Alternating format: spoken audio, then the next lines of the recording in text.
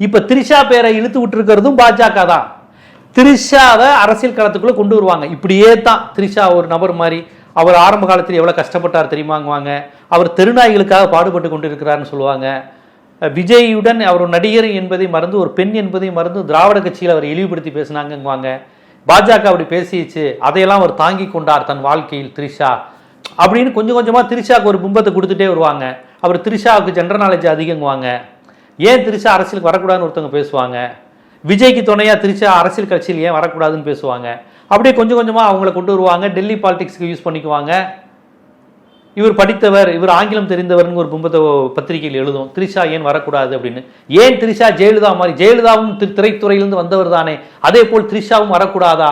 ஜெயலலிதாவை எம்ஜிஆர் நல்ல திரை கவர்ச்சி இருக்கு, கவர்ச்சி பிம்பம், மிகப்பெரிய கவர்ச்சி ஆளுமை, எனக்கு பிறகு அவருக்கு ஒரு கவர்ச்சி ஆளுமை இருக்குன்னு ஜெயலலிதாவை பயன்படுத்தினாரே, அது மாதிரி விஜயை பயன்படுத்தினா என்ன தப்பு?